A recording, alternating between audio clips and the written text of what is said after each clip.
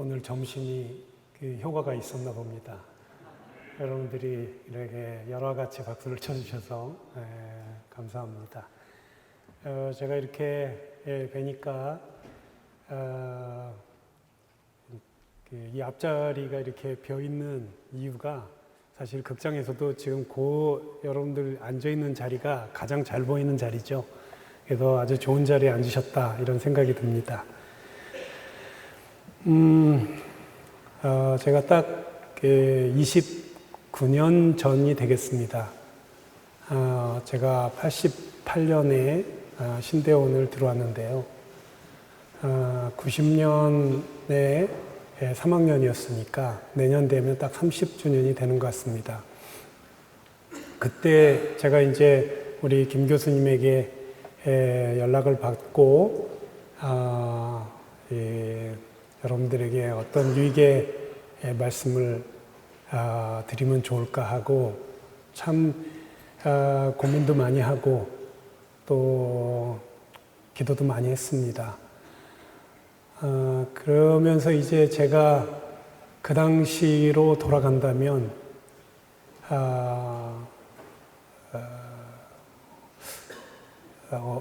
다시 그 당시 돌아간다면 어떻게 내가 행동을 했을까? 신대원 3학년이라면 그런 생각으로 말씀을 준비를 했습니다. 참 굉장히 우리나라에 그 아쉬운 점이 하나 있는데요. 우리 전국의 많은 신실한 목사님들이 아주 주님을 기쁘시게 하는 목회를 하는 분들이 굉장히 많은데 사실 우리나라의 여러 가지 분위기를 볼 때 교회가 큰 교회 목사님들이 훌륭한 목사님들처럼 자리매김을 하는 이런 풍조는 사실 굉장히 안타까운 일이죠. 사실 저희 교회는 어쩌다 보니까 대형 교회가 됐습니다. 제가 작년, 재작년에 아마 여러분들 1학년 때 제가 이 개강 수련회 때 말씀을 전한 것으로 기억하는데 이제 저희 교회가 그때보다 훨씬 더 많이 부흥을 했습니다. 그래서 지금은 그냥 주일 예배 인원만 한 3,000명 정도 되는 것 같습니다. 제가 이 말씀을 드리는 이유는 저는 우리 집안에서 저 혼자 고등학교 1학년 때 처음으로 예수님을 믿게 되었고 또 저희 집안이 워낙 또 가난하고 영적으로 저를 위해서 기도해 주는 분들이 거의 없는 집안에서 태어났습니다. 물질도 굉장히 가난한 집안에서 태어났고요.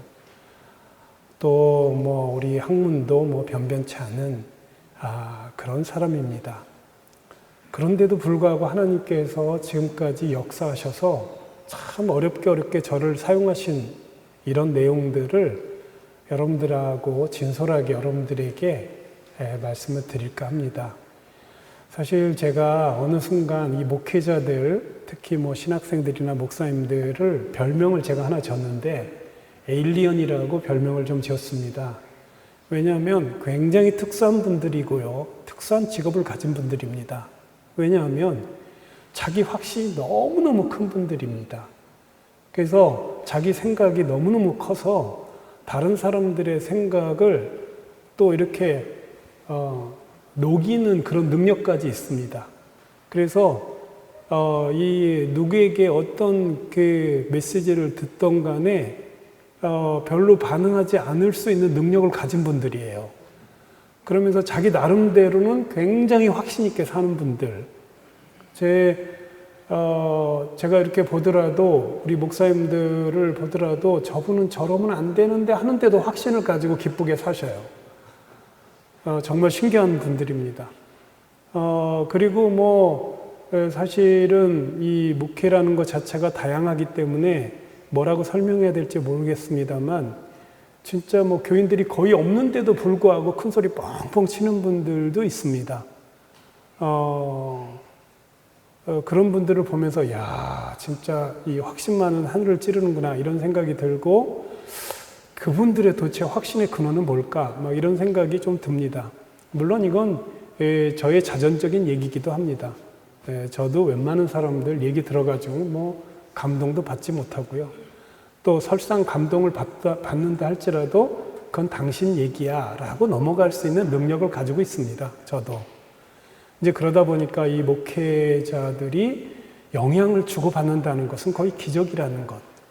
제가 저희 하나의 제 목회하면서 제 나름대로 저는 철칙을 몇 가지 가지고 있습니다. 하나는 목회자나 신학생들이 요청을 하면 무슨 일이 있더라도 간다. 그래서 그들에게 하나님께서 제게 행하신 이 놀라운 그 은혜들을 공유하고 싶다. 그래서 저는 별로 특별하지도 않은 사람을 하나님께서 쓰셔서 하나님께서 큰 일을 행하시려고 하시는 그 하나님의 그 놀라운 은혜의 그 은혜를 이제 같이 나누고 싶은 마음이 있습니다. 이제 제가 소문이 좀 나서 교회에서 계속해서 저에게 이 헌신 예배를 초청하는 교회들이 있습니다. 근데 뭐 거의 99%는 제가 갈 수 없다는 얘기를 합니다. 여러 가지 이유가 있겠습니다만 어쨌든 하지만 제가 신학생들과 목사님들이 모이는 곳이라면 제가 어디든지 가고요. 네, 그렇게 하고 있습니다. 이제 그런데도 제가 그 주변에 아는 목회자들이 참 많은데요. 이제 그분들에게 제가 받은 은혜대로 얘기를 하면 참 신기해요. 겉으로는 굉장히 좋고 일시적으로는 좀 도움이 됐다고 얘기하지만 자기 확신으로 꺾어버리더라고요. 어느 순간. 그래서 뭐 사실은 제가 오늘 이 자리에 온 것은 여러분들에게 뭐 제가 크게 기대하고 온 건 아닙니다. 하지만 여러분들 뭐 약간의 도움만 여러분들이 얻으시고 또 앞으로 이제 본격적으로 목회 현장에 뛰어들게 되는 여러분들에게 약간의 인사이트만 여러분들이 얻는다 할지라도 이건 대만족이다. 이건 큰 일이다. 이런 생각을 가지고 왔습니다. 어쨌든 정말 독특한 분들입니다. 자, 오늘 이제 제가 여러분들에게 준비한 몇 가지를 말씀을 드리려고 합니다. 저도 이제 지금으로부터 29년 전에 여러분들과 똑같은 입장에 있었습니다. 사실 하지만 그 당시 상황과 지금 상황은 30년이라는 세월이 흐르면서 많이 바뀌기도 했습니다. 그때는 비교적 교회의 상황이 지금보다는 좋았습니다. 그리고 저희들이 그 당시 이 목회자 수급이라든가 이런 것들이 그렇게 어렵지 않아서요. 졸업을 하면 대부분 부목사로 간다든지 아니면 유학을 간다든지 이런 식으로 해서 이제 거의 이렇게 수급이 잘 맞았는데요. 아마 지금은 여러분들도 피부로 느끼시겠습니다만 굉장히 어려운 시절입니다. 특히 여러분들이 교회 안에만 있지 마시고 교회 밖에 있는 사람들과 대화할 수 있는 기회를 좀 가져보십시오. 아주 심각합니다. 교회에 대한 안티 크리스찬들이 어마어마하게 많습니다. 저희 교회 고등학생 한 명이 전도를 받아서 교회 와서 이제 제자 훈련을 받고 있는데 그 아이가 제가 한번 물어봤습니다. 이제 교회 간다고 했더니 아이들이 뭐라고 하더냐 그랬더니 불결하다고 걔네들 말로 구리다고 친구 안 하겠다고 하는 그런 분위기입니다. 고등학교, 지금 대학교, 중학교 크리스찬이라는 이 교회 다닌다는 것이 아예 경멸스러운 그런 시대를 맞이하고 있습니다. 극단적인 이기주의자인 90년대생들이 지금 쏟아져 나오고 있습니다. 이거 굉장히 심각하게 여러분들 받아들여야 합니다. 여러분들이 주로 목회의 대상인 90년대생 이후가 지금 쏟아져 나오고 있습니다. 최근에 우리 삼성생명이라고 하면 굉장히 좋은 직장입니다. 연봉도 엄청나고요. 삼성생명에 다니는 우리 지체가 한 명 있는데 신기하다고 해요. 올해 어렵게 정말 어렵게 입사한 그 젊은 90년대생이 최근에 직장을 그만뒀답니다. 근데 그게 한 명이 아니라 벌써 그 어렵게 뚫고 들어온 그 최고로 사람들이 가고 싶어하는 그 회사를 들어왔는데 한 30명 정도가 그만뒀대요. 왜 그러냐 그랬더니 불편하다고. 위에 사람들이 자꾸 강요한다고. 회식 나는 나가기 싫은데 회식 오라고 한다고. 직장 갔더니 위에 있는 상사가 좀 화내더라고. 그냥 나 기분 나빠서 그만둔다고 하는 시대입니다. 점점점 목회의 시대가 정말 어려운 그런 시대입니다. 그러면 과연 우리들이 손만 놓고 있어야 되느냐? 그런 건 아닙니다.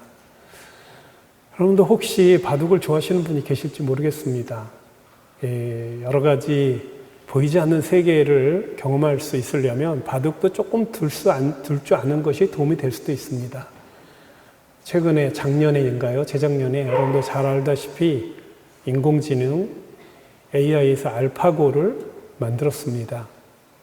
저는 이제 바둑을 제가 한 3, 4단 정도 두니까 자세히 모르더라도 AI의 능력이 어느 정도를 제가 보게 됐는데요. 소름 끼치도록 잘 둡니다. 그러다가 알파고 마스터, 알파고 제로까지 3번에 걸쳐서 업그레이드 판이 나왔습니다. 알파고 제로는 여러분들 알다시피 딥러닝으로만이 아니라 Force Deep Learning이라고 하는 이 AI 인공지능이 할 수 있는 최고의 경지까지 여러분들 훈련을 받은 알파고 제로가 나왔습니다. 여러분들 딥러닝이라는 말은 이렇게 우리가 자료를 어느 정도 줘야 되지만 Force Deep Learning은 자료를 주지 않더라도 자기네들끼리 자가 훈련을 할 수 있는 그런 인공지능 프로그램입니다. 어느 우리나라의 프로 기사가 하는 말이었습니다.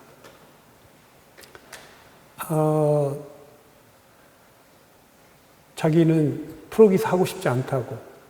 왜냐하면 인공지능한테 이렇게 인간이 이렇게 형편없이 나가 떨어지는데 무슨 낙으로 바둑을 두느냐. 지금은 여러분들 그 바둑 교사가 인공지능이에요. 정말 심각한 시대 변화가 오고 있는 것이죠. 그런데 그 바둑 기사가 하는 말이었습니다. 그러나 한 가지 소망이 있다. 뭐냐고 물어봤더니 옛날에 이 괴물 같은 인공지능 바둑 프로그램이 나오기 전에 인류 기사가 된 사람들은 인공지능한테 질 수밖에 없다. 왜? 차원이 다른 수준을 가지고 있으니까. 하지만 인공지능에게 배운 인간이 나타난다면 언젠간 극복할 수 있을 거다. 인공지능도. 그 소리 들으면서 대단한 통찰력이다는 생각이 들고 우리가 더 이상 인공지능에게 그렇게 패배의식을 가질 필요는 없구나 이런 생각이 들었습니다. 자, 무슨 말씀이냐면 저는 여러분들이 준비만 되기만 한다면 이 90년대생, 이 럭비공 같은 90년대생 이후로 사람들을 얼마든지 우리가 주님께로 인도할 수 있다. 여러분들이 그런 사람들과 부딪혀야 된다. 그런 사람들이 어떤 사람인지를 수없이 부딪히다 보면 여러분들이 그들을 극복할 수 있는 방법들을 찾아낼 수 있을 것이다. 저는 그런 소망을 가지고 있습니다. 제가 1990년대 여러분들 이때쯤 제가 뭘 하고 있었는지 생각을 해봤습니다. 그 당시 논문도 써야 되고 또 미래에 대한 불투명한 것 때문에 고민도 많이 하고 그랬습니다. 아마 저는 우리 김 교수님도 좀 아시다시피 그 당시 이 공부에 좀 관심이 있어가지고 저는 뭐 거의 유학을 가는 것으로 한 90% 결정이 돼 있었습니다. 그런데 저에게 어느 날 제가 경건의 시간 때 아침 새벽에 주님 말씀을 딱 보는데 제 인생 일대에 코페르니쿠스의 대전환이 왔습니다. 마치 바울이 다메섹에서 자기 일생일대의 변화를 가져온 것처럼 제 인생에 가장 큰 획을 긋는 순간이 왔는데 그때 제가 본 말씀이 빌립보서 3장 8절 9절이었습니다. 자, 여러분들 누가 한번 큰 소리로 읽어주시겠습니까? 빌립보서 3장 8절 9절입니다. 우리 여기는 띄워지지 않죠? 말씀이 띄워집니까?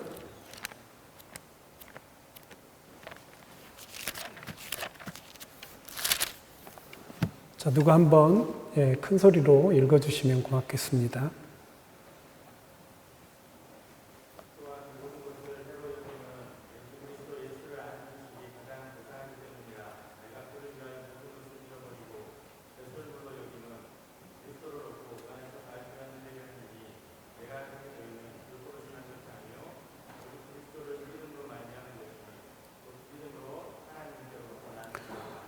고맙습니다. 저는 이 말씀을 보면서 마치 이 번개에 맞은 것처럼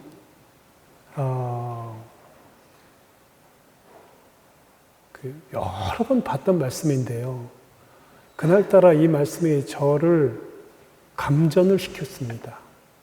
여기 보면 이 안에 저는 사실은 제가 그 신학생이라고 하는 그리고 앞으로 어떻게 살 것인가를 고민했을 때 저는 그냥 가장 가치 있는 일이 뭘까라기보다는 호구지책으로 뭐하고 먹고 살까? 뭐하고 사는 게 보다 더 편안하고 이렇게 걱정 안 하고 살 수 있을까? 그런 정도였어요. 신대원 3학년 때 참 한심하죠. 그런데 이 말씀을 보니까 이 surfacing value라고 하는 최고의 가치가 뭐냐? 바로 예수 그리스도를 아는 것이다. 그런데 이 아는 것이라고 하는 단어는 기노스코죠. 우리가 피상적으로 아는 것은 우리 그리스도를 오이다라는 말이 있습니다. 여러분들 이 기노스코는 구약의 히브리어로는 야다라고 하는 반드시 경험을 통해서만 아는 지식을 기노스코라고 하죠. 예수 그리스도를 아는 지식이 가장 가치 있다. 그래서 자기가 그동안에 자기에게 뭔가 유익하고 자기에게 뭔가 자기의 존재감을 주었던 그 모든 것들을 해로 여겼고 배설물로 여겼다. 없는 것으로 자기하고는 무관하게 방출해버린 그런 배설물로 여겼다라고 얘기를 하는 이 말에 그래서 어찌하든지 예수님을 알려고 몸부림쳤던 이 사도 바울의 그 절규를 제가 그대로 경험하게 됐습니다. 그래가지고 내가 그동안 뭐하고 살았나 이런 생각이 들었습니다. 나는 가치 있는 것을 추구하기보다는 그냥 어떻게 하면 호구지책을 해결할까? 또 어떻게 하면 그냥 원만하게 꾸어지지도 않고 꾸지도 않는 삶을 살까? 그리고 또 그냥 즐겁게 사는 방법이 없을까? 걱정, 근심 없으면 되지 않을까? 이런 아주 단순한 생각으로 신대원 3학년까지 온 거예요. 그래서 무엇이 될까? 이런 생각만 했죠. 그래서 공부 열심히 해서 교수가 되면 월급도 잘 나오고 또 존경도 받고 또 여러 가지 괜찮을 것 같다는 그런 아주 단순한 생각이었죠. 제가 거의 한 달 동안 이 사도 바울은 거의 3일 동안 식음을 전폐했다고 하는데 저는 거의 한 달 동안 식음을 전폐하다시피 했습니다. 너무나 제 일생일대 그 당시 제가 33 정도 됐는데요, 나이가. 일생일대 이런 대전환이 저에게 오리라고 생각도 못했습니다. 그래서 이제 그때서부터 제가 어떻게 하면 예수님을 알까? 어떻게 하면 예수님을 경험할 수 있을까? 그러면 예수님 발자취를 따라가자. 예수님이 하면 나도 하자. 예수님이 안 하셨으면 나도 하지 말자. 이런 아주 단순한 결론을 내리게 됐습니다. 그래가지고 제가 이제 그 당시 그 시스테매틱으로 가장 좋은 마태복음을 선택을 해서 예수님의 전생애를 보게 됐는데요. 마태복음 4장까지는 예수님이 이제 그 공생애를 준비한 어떤 과정이었고, 그래서 이제 4장에 예수님께서 막 40일 금식을 하시고, 요 40일 금식은 저의 영역을 넘어가는 거라 요거는 못 하겠더라고요, 제가. 요거는 예수님의 독특한 사역이시기 때문에 제가 십자가에 달려서 죽는 거 이거는 못 하지 않습니까? 그래서 40일도 제가 생각을 해봤습니다만 요거는 기노스코가 안 되겠다 이렇게 생각을 했습니다. 그런데 기회가 되면 언젠간 한번 하고 싶습니다. 예수님을 기노스코하고 싶어서, 알고 싶어서, 예수님의 그 당시 상황을 좀 알고 싶어서 하고 싶은 마음. 그러니까 저의 모든 지금 목회 철학은 그냥 예수님을 알고 싶어서입니다. 이제 그러다가 제가 이제 성경을 보면서 예수님이 40일 금식하고 시험 받으시고 난 뒤에 4장에서 18절부터 드디어 이제 예수님께서 회개하라 천국에 가까웠느니라고 선포를 하게 됐고, 19절부터 이제 개략적으로 예수님의 전생애를 프리뷰를 해준 게 나오죠. 그래서 예수님이 처음에 19절부터 베드로, 안드레, 요한, 야고보를 제자로 부르시죠. 그거는 저에게서도 굉장히 충격적인 사건이었습니다. 예수님이 처음 하신 것이 제자를 찾아서 부르신 것이죠. 그런데 이제 그거는 제가 평생 그렇게 저도 제자를 부르려고, 제자를 삼으려고 몸부림치고 있었고, 이제 제가 여러분들에게 말씀드리고 싶은 건 23절입니다. 자, 여러분들 23절도 어떤 분이 한번 읽어주시면 고맙겠습니다. 저의 100마디 말보다 하나님 말씀 한 구절이 훨씬 더 위력적이기 때문에 제가 여러분들을 좀 번거롭게 하고 있습니다. 23절 좀 읽어주시면 고맙겠습니다. 예수께서 온 갈릴리에 두루 다니사 그들의 회당에서 가르치시며 천국 복음을 전파하시며 백성 중에 모든 병과 모든 약한 것을 고치시니. 그런데 저는 예수님이 바로 이러신 분이었구나. 예수님을 알려면, 예수님의 발자취를 따라가지 않으면, 예수님이 그대로 경험하신 것을 하시지 않으면 예수님을 알 수가 없구나. 피상적으로는 우리가 여러분들 나이아가라 폭포를 영상으로 얼마든지 볼 수 있어요. 하지만 그것은 기노스코가 아니죠. 자기가 직접 나이아가라 폭포에 가서 직접 그 나이아가라에서 떨어지는 폭포수를 마저 보고 또 거기 상황들을 보고 그래야지만 이것을 리얼하게 얘기할 수 있는 기노스코죠. 그게 경험으로 아는 거죠. 비상적으로는 얼마든지 우리 유튜브만 보면 나이아가라 폭포에 대해서 나오죠. 저도 몇 년 전에 나이아가라 폭포를 가본 적이 있습니다. 여러분들 그냥 제가 뵙기에는 유튜브가 훨씬 더 아름답습니다. 가봐야 고생만 합니다.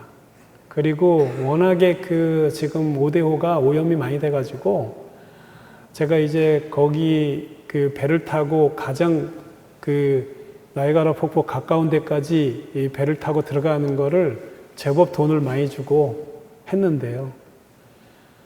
이 선글라스를 다 껴야 돼요. 워낙에 폭포수가 많이 이렇게 떨어지기 때문에. 나중에 제가 선글라스를 이렇게 벗어서 보니까 그 흙탕물이 가득 차 있어요. 그러니까 깨끗하지 않아요, 물이. 야, 이게 그 겉으로 볼 때는 신비롭고 아름다워 보이는데 막상 가보니까 이게 물이 그렇게 깨끗한 물이 아니더라고요. 자, 우리가 직접 가서 예수님이 하셨던 그대로를 해야 된다는 생각으로 이제 그때서부터 제가 결심을 했습니다. 그 전에도 제가 전도를 해야 된다는 생각은 가지고 있었습니다. 그래서 아주 소극적인 방법으로 전도를 조금씩 하고 있었어요. 신대원 3학년 때, 3학년 2학기 때쯤에, 1학기 중반쯤에 전도사가 전도를 안 하면 전도사냐 이런 생각을 의문을 품었고, 내가 전도사로 불리려면 그냥 이렇게 형식적으로라도 전도라도 해야지 내가 우리 학생들 가르칠 때 전도하라고 한마디도 하지, 이런 생각으로 소극적으로 전도를 하게 됐는데요. 이 말씀 예수님을 기노스코하고 싶어서 이제 작정을 하고 난 뒤에는 제가 정말 열정적으로 전도를 했습니다. 정말 열심히 전도했습니다. 남녀노소, 또 디모데서에 보면 때를 얻든지 못 얻든지 전파해라. 때를 얻든지 못 얻든지. 그래서 제가 옛날에 워낙 신대원 때 가난해가지고 금식을 많이 했습니다. 그 당시 하나님의 자녀로 하나님의 명예를 더럽힐까봐 우리 친구들에게 밥도 사라고도 못하고 여기 기숙사에서 물로 배 채웠을 때가 여러 번 있었습니다. 차비가 없어서 바깥에 나가면 그 영동 고속도로가 있지 않습니까? 이렇게 잘만 빠져나가면 영동 고속도로 나갈 수 있습니다. 요 산을 타고 나가면 철조망 넘어서 가면 거기서 히치하이킹을 했습니다. 한 번은 경찰한테 걸려가지고 고속도로에서 히치하이킹은 불법이거든요. 히치하이킹을 해서 그 차를 얻어 타고 서울에 가고 막 이랬습니다. 근데 그때마다 제가 히치하이킹을 한 차에 대부분 트럭이 서줍니다. 심심하니까. 트럭 운전사에도 수백 명을 전도를 한 것 같습니다. 제가. 시간만 나면, 조금만 기회만 생기면 전도를 했습니다. 근데 이게 전도도 이게 좀 스킬이 필요합니다. 무턱대고 교회 가자. 이게 전도가 아니죠. 전도는 도를 전해야 되는 거죠. 복음을 전해야 되는 것이죠. 이게 전도죠. 근데 여러분, 제가 미숙하게 그런 준비가 안 돼 있으니까 열매가 생겼겠습니까? 특별히 여기서 예수님이 하셨던 세 가지 중요한 게 있는데, 그게 하나가 복음 전하고 가르치는 건데, 병을 고친다는 것은 저에게는 좀 저의 한계를 넘어서는 것 같기도 하고, 또 약한 것은 고친다는 것은 여러 가지 사람들의 연약한 부분들을 돕는 이런 부분들은 어느 정도 할 수 있겠습니다만, 어쨌든 그 당시 전도를 해야지 가르칠 거 아니에요. 가르칠 사람도 없는데 뭘 가르칠 수 있겠어요. 그래서 이제 열심히 전도를 했는데 3년 동안 전도를 아무리 해도 가르칠 사람이 안 생기더라고요. 참, 이게 제가 3년은 het수로 그렇고, 정확하게 얘기하면 한 2년 반 정도를 규칙적으로 전도를 나갔는데도 다 안 되더라고요. 될 듯 다음에 애프터 하자고 해서 될 듯 한데도 참 바람도 많이 맞고, 한 번은 한 4시간 기다려 본 적도 있습니다. 만나자고 해가지고 갔는데 안 나타나가지고 혹시나 해가지고 그런 일들을 한 2년 반 하는데 도저히 안 되겠더라고요. 이미 그때는 제가 전도하러 나갔던 캠퍼스에서 이단 목사로 소문이 났어요. 왜냐하면 거기 있는 학생 하나에게 물어봤어요. 제가 이렇게 전도를 하려고 그 학교 학생에게 접근을 했더니, 이단 목사님이군요. 그렇게 얘기하더라고요. 한 학생이. 그래서 그게 무슨 말이냐 그랬더니 학교에 이미 소문났다는 거예요. 그래서 왜 그러냐 그랬더니 자기가 지금 대학원 석사과정 2학년인데 6년을 이 학교를 다녔는데 자기는 목사가 전도하는 걸 한 번도 본 적이 없다는 거예요. 그러니까 이단이죠. 이단이나 혹시 나오지 정통 목사님들이 이렇게 한결같이 나와서 전도하는 경우는 자기가 못 봤다. 그래서 거기 있는 그 선교단체, 대학교 선교단체에서도 저 사람 수상한 사람이다라고 자기들끼리 미리미리 경계하라고 경계령이 내려졌더라고요, 이미. 근데 이제 나중에 이제 그게 풀렸죠. 제가 합동측 목사라고 얘기하고, 뭐 전도는 이 목사도 하는 거다. 이제 이런 거를 얘기를 했죠. 어쨌든, 근데 2년 반 과정에서 한 2년쯤 지나서 도저히 사람을 얻을 수가 없는 거예요. 그래가지고, 제가 그 당시 대학교의 선교단체 중에 한 군데가 있는데, 제법 열매를 잘 맺는 그런 단체가 하나 있습니다. 그래서 제가 그 당시 대학교 3학년이었고, 저는 여기 신대원 졸업하고 그 당시 한 서너 살 됐는데, 대학교 3학년생에게 가서 부탁한다고, 전도하는 거 한 번만 보게 해달라고. 형제가 이 학생이 전도하는 거를 다 좀 배우고 싶다고. 그런데 이게 도도하더라고요. 이상하게 보더니 또 역시 이단 아닌가 그런 거예요. 그런 목사를 처음 봤는지 그러면서 기다려 달라고 그러면서 자기 위에 형한테 연락해 봐서 가능하면 하겠다 그러더라고요. 그러더니 뭐 전화하고 뭐 그러더니 그러면 한번 따라와 보시라고 그러더라고요. 그래가지고 제가 그 학생을 한 3번 정도 이렇게 따라서 전도를 어떻게 하나 봤습니다. 전도가 별거 아니더라고요. 그러니까 말만 잘 트면 돼요. 시작을. 근데 저는 경험이 없으니까 그 아이는 학생이니까 저는 여러분들 그 당시 그 학생들에게 혐오감을 주는 복장을 하고 갔어요, 이미. 그러니까 아주 정장 쫙 이렇게 하고 가고, 비교적 깨끗한 옷을 입고 가고, 성경 탁 팔짱에 끼고. 이랬으니 누가 어떤 사람이 경계를 안 했겠어요. 근데 그 학생은 그냥 평범한 옷을 입고, 그냥 자기 혼자 앉아있는 사람들한테 가가지고, 뭐 꼭 복음 얘기를 시작하는 게 아니라, 이런저런, 두런두런 이런저런 얘기하다가 서로 이렇게 말이 통하면 그제서야 본론을 꺼내서 복음을 전하러 왔다는 식으로 얘기한 거예요. 근데 뭐 저는 단도직입적으로 예수 믿느냐 뭐 이런 얘기를 이제 하니까 사람들을 얻을 수가 없었죠. 그런 거구나. 그러면서 이제 제가 그때서부터 이제 달리했죠. 제가 이제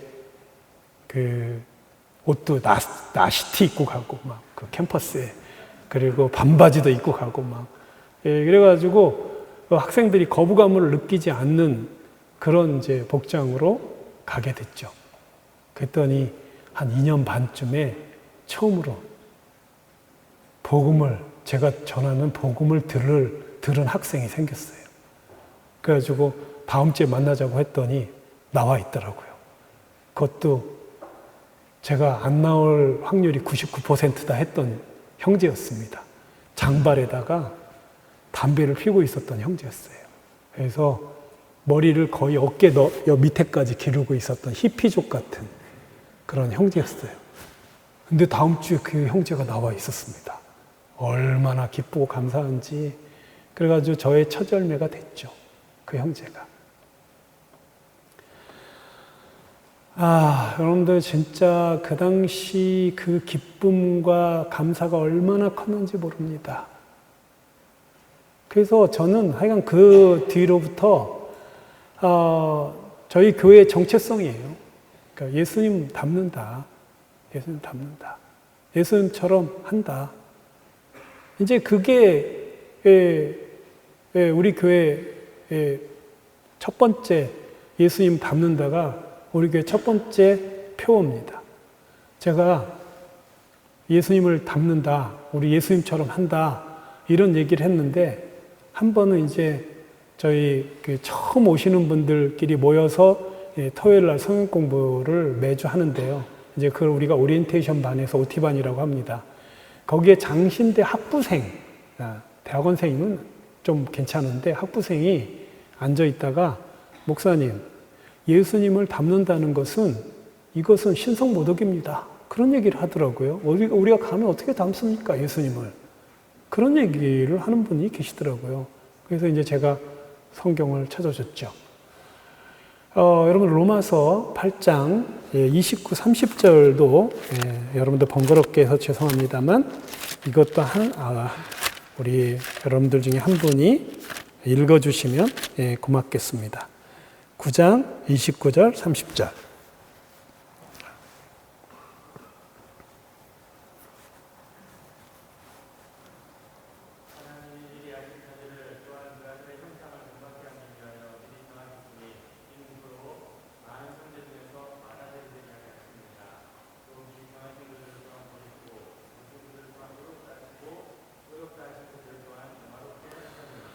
이게 구원의 서정이죠. 우리가 조직신학에서 배우는. 하나님이 우리를 택하셨잖아요. 우리는 칼빈의 그 예정론을 우리 총씨는 철저하게 믿고 있죠. 우리를 택하시고 미리 아셨고, 우리를 부르셨고, 이거를 우린 다 믿고 있지 않습니까? 그런데 그 우리를 부르시고 택하신 그 이유가 뭐냐? 그 아들의 형상을 본받게 하기 위해서. 그 아들이 누구냐? 맏아들인 예수 그리스도다. 그러니까 우리 믿는 모든 사람들의 영원한 목표는 맏아들 예수 그리스도를 닮는 거죠. 예수 그리스도를 닮는 거예요. 그래서 저희 평생 소원이 그겁니다. 누군가 저를 처음 본 사람이 만약에 예수님이 계셨다면 당신 예수님을 좀 닮는 것 같다고 누가 나에게 평가를 해주는 것이, 그래서 저는 정말 모든 부분에 있어서 예수님을 닮으려고 몸부림치고 있어요. 사실은 여러분들 이 설교 스타일도 원래 우리 학교 설교 스타일은 외치는 설교거든요, 원래. 근데 성경에 여러분들 보면 예수님의 정체성이 나오죠. 그분 들리지 않았다, 외치지 않았다, 이게 나옵니다. 그래서 이제 저도 웬만해서는 막 골목에서 예수님 목소리를 들은 사람이 없다. 예수님께서 말씀을 전하실 때도 아주 소근소근 차분차분하게 얘기를 하셨지 막 큰 소리로 얘기하시지 않았다.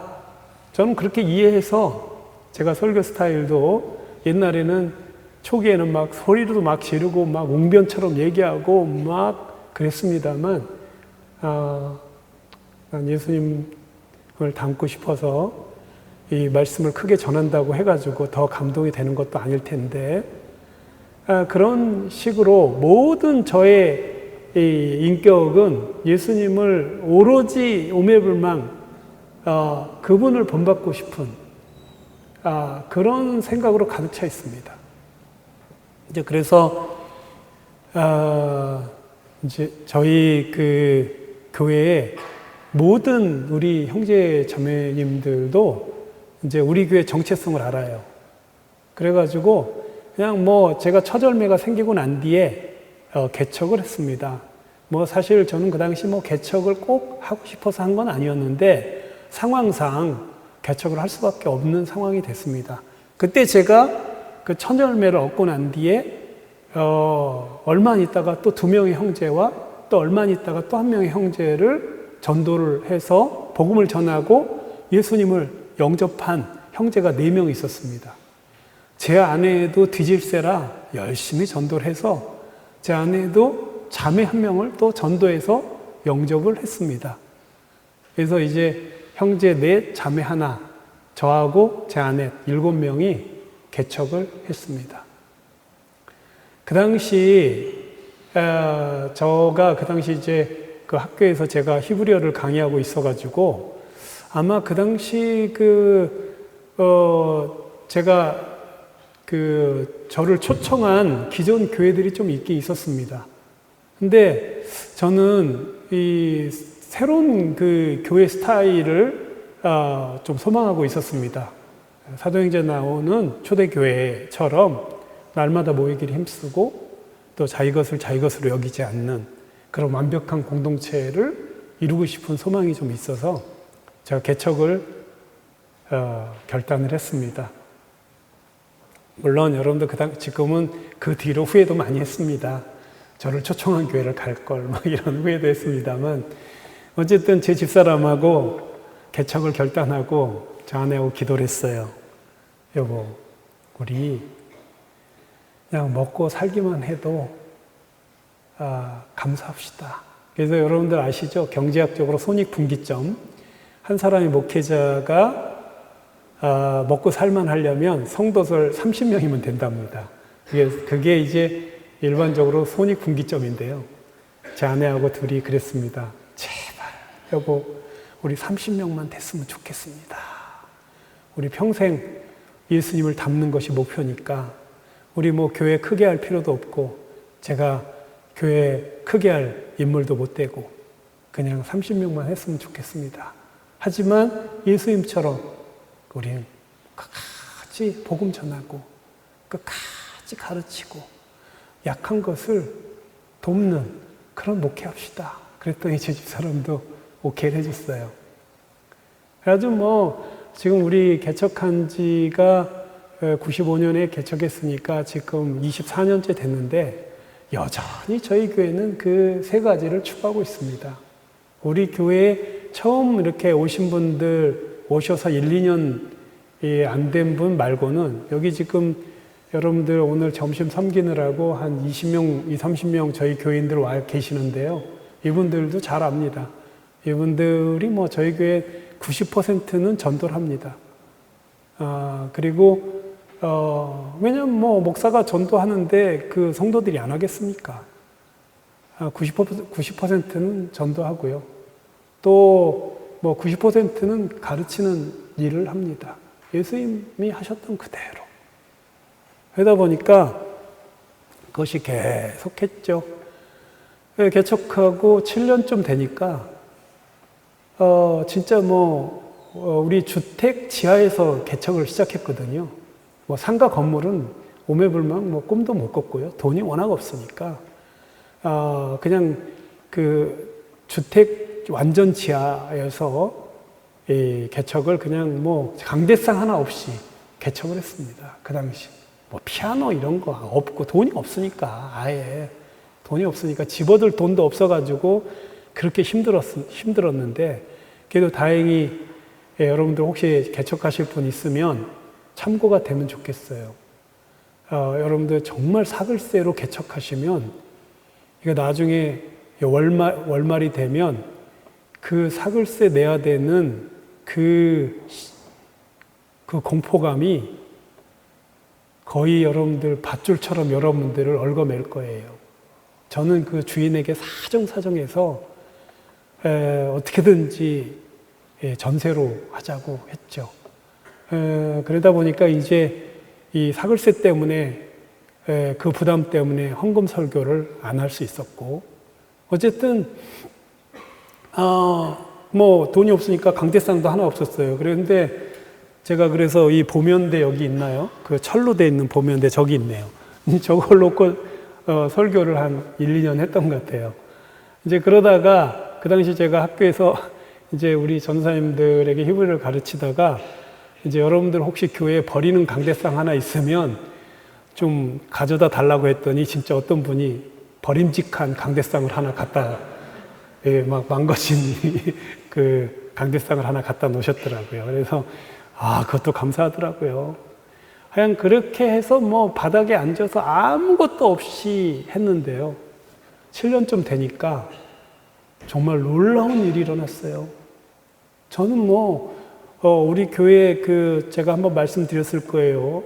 다윗이 자기네 세력이 얼마나 큰지 인구조사 한번 했다가 하나님께서 크게 진노하셔서 사실 저는 저희 교회 정확한 인원은 몇 명인지 잘 모릅니다.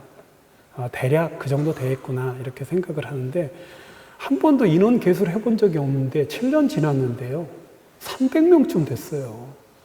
7년 지났는데 여러분들 요즘 전설적인 분들이 많아서 1, 2년 만에 300명 됐다, 500명 됐다, 막 이런 분들은 저는 그분들의 능력에 턱없이 부족한 사람이고, 저는 어쨌든 전도하고 전도의 달인, 그 다음에 양육의 달인, 이런 사람들이 계속 생길 수 있도록 정말 불철주야 했어요. 예.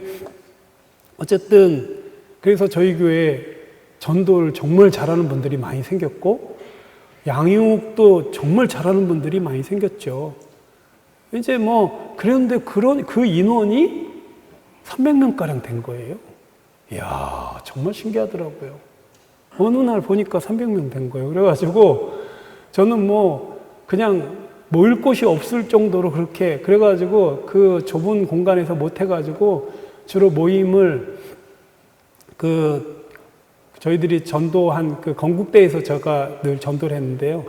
이 건국대 빈 강의실이라든지 휴게실에서 양육을 했죠. 근데 그런 늘 전도하고 양육하는데 제가 그 당시 이 얘기를 히브리어를 가르치다가 제가 좀 졸려 하는 것 같으면 실제적인 목회 상황을 얘기를 좀 했어요. 근데 그 당시 신대원 3학년 학생이 정말 기적적으로 반응을 한번 했어요. 한 분이. 어떤 반응을 했냐면, 목사님, 자기도 전도하라고는 가르쳤지만 전도를 어떻게 하는지 한 번도 본 적이 없다고. 제가 마치 옛날에 대학교 3학년한테 했던 것처럼 그 얘기를 한 분이 계시더라고요. 그래가지고 진심이냐고 그랬더니 진심이라고. 그래가지고 이제 그분을 이제 저희 교회로 오래가지고 제가 그분을 제자훈련을 시켰어요. 그래가지고 이제 기본적으로 복음 점검하고 또 복음을 어떻게 전해야 되는지를 가르치는 과정이 한 6개월 정도 되는데 그 과정을 겪고 난 뒤에 제가 이제 전도사님하고 전도를 나갔죠. 전도를 나갔는데 막 사방에서 막 학생들이 인사를 한 거예요. 그랬더니 그 전도사님이 목사님 엄청난 마당발이라고 그러는 거예요. 왜 이렇게 아는 사람이 많냐고. 전도라는 건 그런 거예요. 그냥 한 사람 앞에 하는 게 아니라 거기 있는 학생들이 건대에 있는 학생들이 한 12,000명인가 15,000명 정도 돼요. 건대 전교생이. 다는 아니겠습니다만 거기서 제 얼굴 모르는 사람들은 간첩일 거예요. 매일 거기가 살았으니까. 매일 살았고 가가지고 꼭 복음은 전하지 않더라도 그들의 진로 상담을 한다든지 또 저도 그 당시 여러 과들을 만나면서 그들이 배우는 것이 뭔지 이런 것도 제가 많은 걸 배우게 됐어요. 그러니까 안 믿는 자들의 세계관, 학문의 세계 이런 것들을 배우는 시간들이었죠. 그러다 보니까 아는 사람들이 진짜 많았어요. 제가 농구를 좋아해서 농구장에는 다 가면은 인사 다 하고, 같이 농구하고, 그런 상황이었죠. 그러니까 전도라는 것이 어떤 특별한 여러분들 은사라고 얘기하는 분이 있는데, no. 전도는 우리 크리스천들의 생활이에요, 생활. 그러니까 우리 삶의 일부인 거예요. 그러니까 밥 먹는 거하고 잠자는 거하고 비슷해요. 전도는. 그러니까 때를 어떤지 못 어떤지라든지 이런 표현을 보면 이 전도는 여러분들 어떤 특정한 시간에 나가는 게 아니라 그냥 기회만 있으면 복음을 전하는구나. 내가 시간 정해서 나가는 것도 훈련 과정에선 필요하지만 어쨌든 그런 겁니다. 이제 그러다 보니까 학생들하고 친하게 됐고 그 학생들이 거부감이 없었고 또 거기 학교 지금 좀 더 어려워졌어요. 캠퍼스 전도는. 지금은 여러분들 성경책 들고 캠퍼스 전도하라고 하면 바로 쫓겨납니다. 왜냐하면 지나가는 학생이 바로 전화해가지고 수위 부릅니다. 접촉도 안 한 사람이. 저 성경 들고 온 사람 보니까 전도하러 온 사람 같다고 내보내라고. 그러면 여러분들 쫓겨납니다, 지금은. 그 당시도 좀 그러긴 했어요. 근데 이제 제가 수위도 전도를 했죠. 수위도 전도를 했어요. 받아들이진 않았지만 제가 전도를 하면서 수위 그분들에게 수고한다고 여름철에 이렇게 수박 한 덩어리씩 갖다 드리고 또 뭐 추수감사절 때 떡하면 갖다 드리고 그러면서 어떻게든지 때로 어떤지 못 어떤지 창조적인 전도 방법으로 접근을 했어요. 근데 수위는 아니었는데 수위하고 친한 거기 직원이 또 저희 교회 전도를 받았죠. 그래서 성공부를 한 기억이 납니다. 어쨌든 전도라는 건 그런 겁니다. 삶의 일부여야 되지 전도는 어떤 은사만 가진 사람이 전도하는 건 아닙니다. 우리 모두가 다 꾸준히 전도를 나가고 전도를 잘하는 사람들을 한 번씩 보고 아 저렇게 하는구나.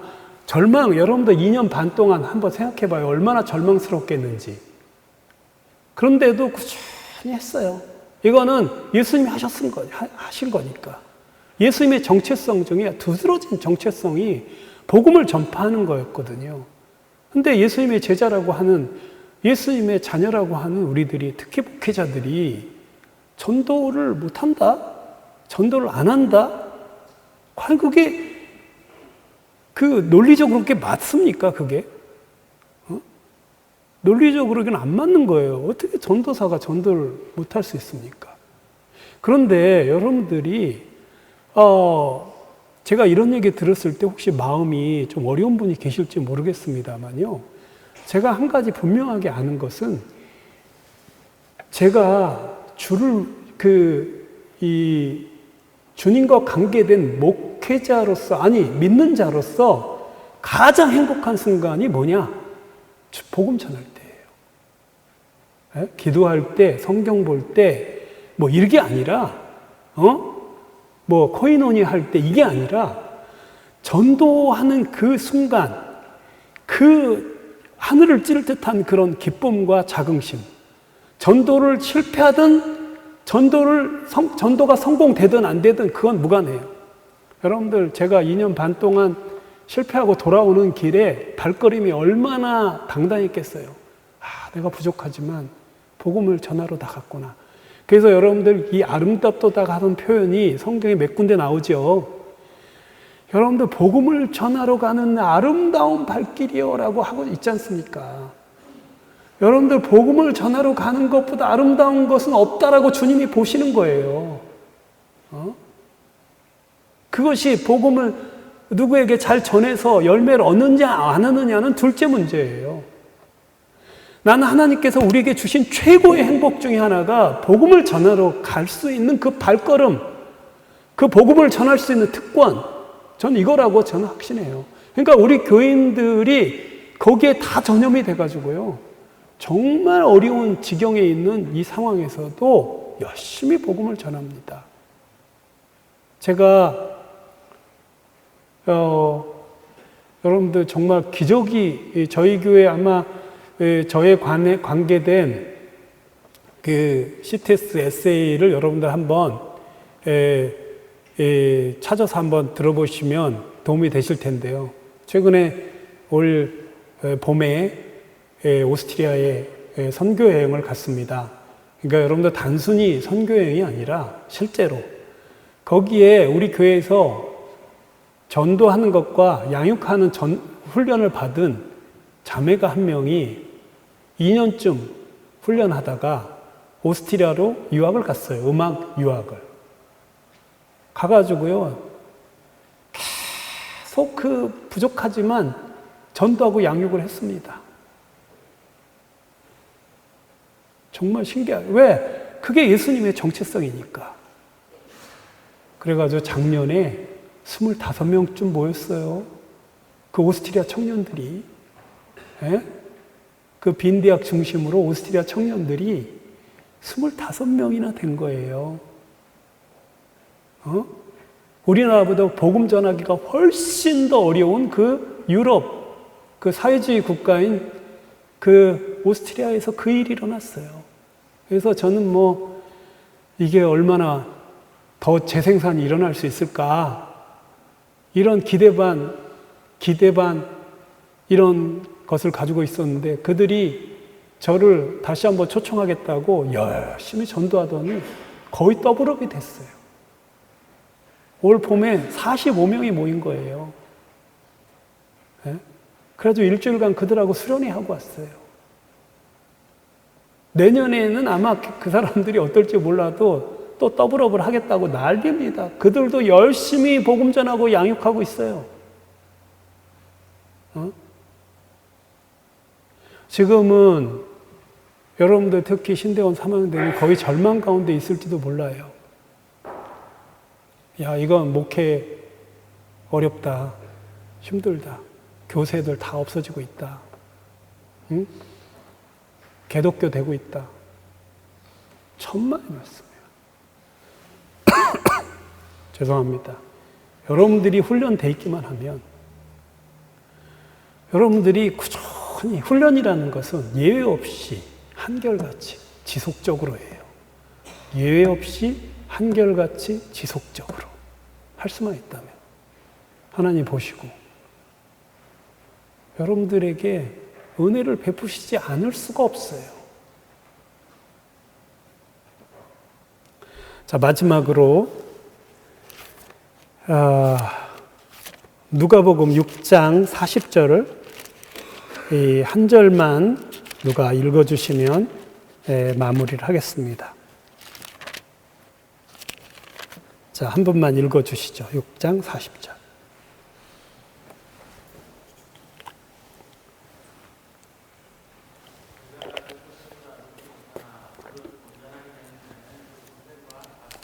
네, 이건 우리 동양 사상의 청월함이라고 하는 것과 관계가 좀 없죠. 여러분들 성경은 청출어람이라는 것이 없습니다. 여기서 나온 예수님이 절대적인 스승이시기 때문에 예수님께서 하신 말씀이죠. 제자들에게 너희들이 온전케 되면 선생보다 낮지는 높지 못하지만 온전케 되면 선생과 같아진다. 그러니까 예수님의 경지에 이룰 수 있다.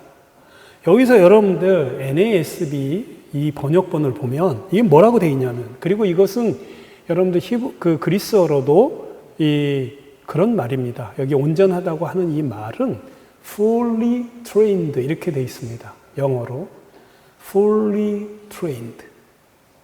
충분히 훈련만 된다면 그 스승과 같아진다. 예수님 경지에 갈 수 있다. 이런 소망을 주고 있습니다. 여러분들 우리가 예수님과 같아진다는 거 불가능하죠. 언감생심 그렇게 되겠습니까마는 그래도 우리가 그 소망은 가져야 되지 않겠습니까? 충분히 훈련만 된다면 예수님께서 3년 반 동안 제자들을 훈련을 시켰죠. 전도하는 모습을 늘 보여줬고 양육하는 모습을 보여줬죠. 그래서 여러분들 그들이 나중에 초대교회에서 그대로 했죠. 그래서 안디옥 교회에서는 크리스찬이라는 말이 나왔어요. 예수님을 닮았네라고. 그리스도인이다. 예수님처럼 한다. 예수님하고 비슷하네. 이게 크리스찬이죠.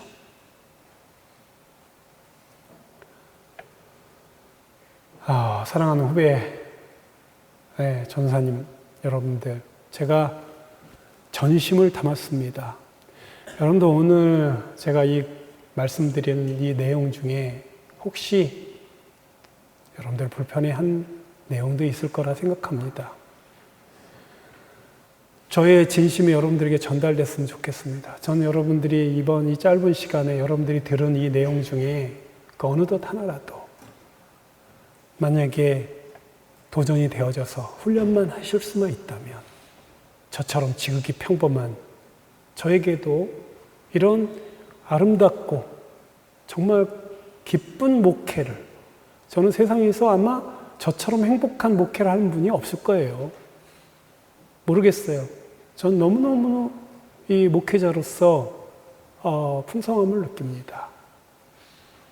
제가 점점점 예수님을 알아가고 있고 또 점점 예수님을 알아가는 우리 형제자매들이 계속 생겨가고 있고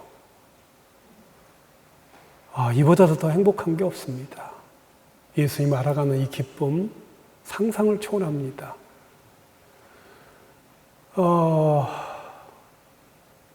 훈련하십시오. Fully trained. 밥 한 숟갈 먹고 배부르다 하지 마시고 여러분들 저보다 다 뛰어나신 분 아니겠습니까? 그런데 지금도 늦지 않았습니다. 지금도 여러분들 한결같이 훈련하시면 좋은 날을, 풍성한 날을 경험하실 수 있을 겁니다. 자, 이 정도 강의를 하겠습니다. 행여나 궁금한 점이 없으시겠습니다만 여러분들 중에 한두 분만 혹시 추가 질문 하실 분이 있으면 하시고 없으면 이 정도로 끝내겠습니다.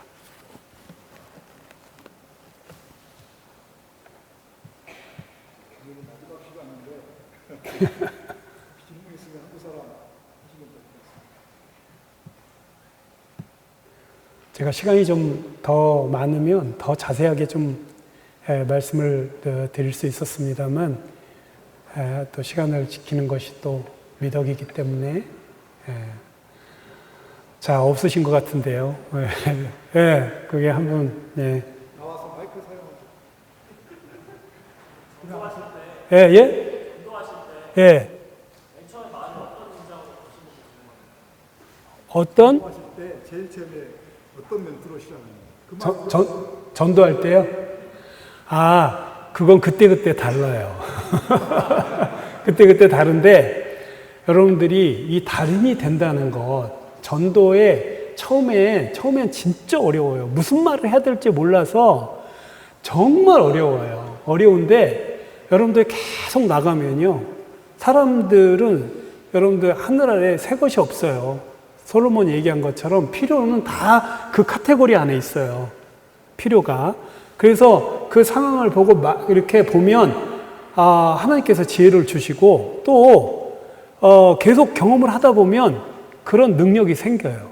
이거를 그러니까 우리 전사님은 어떤 방법이든 간에 그렇게 전도의 고스들을 보는 것이 도움이 좀 될 수도 있어요. 그러니까 지금 얘기하자면 끝이 없죠. 굉장히 다양합니다. 굉장히 다양해요. 그런데 한 가지 여러분들 참고적으로 제가 이제 목사하고 나이도 들었으니까 여학생을 전도 한번 했다가 봉변을 한번 당한 적이 있습니다. 여학생을 전도했는데 그 여학생이 자기하고 이렇게 친구하자라고 전도하는 것처럼 복음을 듣겠다고 했어요. 그래도 복음을 다 전했더니 끝이에요? 그러더라고요. 그래서 네, 그랬더니 그럼 우리 떡볶이 먹으러 가요. 그러는 거 있죠. 그래가지고 제가 되도록이면 우리 남성들은 여성들에게 전도 안 하는 게 좋고요. 또 우리 여성분들은 남성들에게 전도를 안 하는 것이 조금 지혜로워요. 근데 물론 불가피할 때는 할 수 있겠지만 전도할 때 그것만 조심하시고 아까 얘기한 대로 이거는 우리 전사님이 지금 걱정할 문제가 아니에요. 그 지금 걱정할 문제가 아니라 부딪히는 게 더 중요하다. 부딪히면 궁하면 뭔가 이렇게 뚫린다고 여러분들 예수님이 하셨던 것처럼 그냥 부딪혀 보면 열립니다. 자, 또 한 분만 더. 어디? 자, 그러면 제가 여러분들 잠시 오늘 제가 짧은 시간이지만 전한 말씀에 작은 도전이라도 되셨다면 우리 한 1, 2분만 기도하시고, 왜냐하면 여러분들 제가 기도하는 것보다는 여러분들 스스로가 하나님께 기도하는 게 훨씬 더 위력적이니까요. 여러분들 주님께 그 은혜를 구하십시오. 여러분들은 저보다 훨씬 더 잘할 수 있을 거예요. 네, 훨씬 더. 그래서 예수님이 하셨던 것처럼만 할 수 있도록 여러분들이 지금 결단하시고 결심하시면 그런 기도를 주님 앞에 진솔하게 하실 수만 있으면 주님께서 여러분들에게 신비한 능력으로 그 역사를 하실 거라 믿습니다. 그리고 제가 한 1, 2분 후에 기도로 마치겠습니다. 자, 우리 같이 기도하겠습니다. 주님, 성령께서 시간에 교통하셔서 역사하시고 역사하여 주시옵소서. 우리 교수님의 그 안타까운 주님 그 탄식을 주님 기억하셔서 우리 신대원 3학년 학생들에게 새 힘을 주시고 소망을 주시고 어찌하든지 주님 애들을 부르셨사오니 주님 마다들을 담게 하는데 부족함이 없도록 주여 역사하시고 역사하여 주시옵소서. 주님의 놀라운 은혜와 은총을 기대하고 기대합니다. 주님 도와주시옵소서. 주님의 애들의 안타까움 외면하지 마시고 역사하여 주시옵시기를 간절히 바랍니다. 아버지 하나님 역사하여 주시옵소서. 종의 안타까운 간구를 주님 주 예수 나의 주님 들어주십시오. 시행하여 주시옵소서. 역사하여 주시옵소서.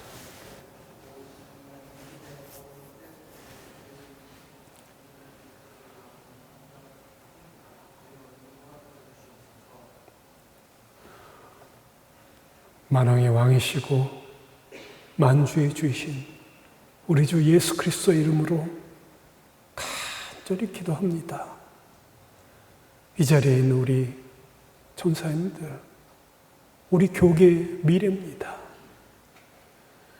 많은 미래학자들이 20, 30년 후에는 우리 교세가 5%가 될 거라고, 믿는 자들이 5%밖에 안 남을 거라고 하는 그 위기들을 계속해서 쏟아놓고 있는 시대입니다. 주님, 이 자리에 제가 선 것도 주님 무언가 이들에게 경종을 울리시기를 원하시지 않았을까 생각을 해봅니다.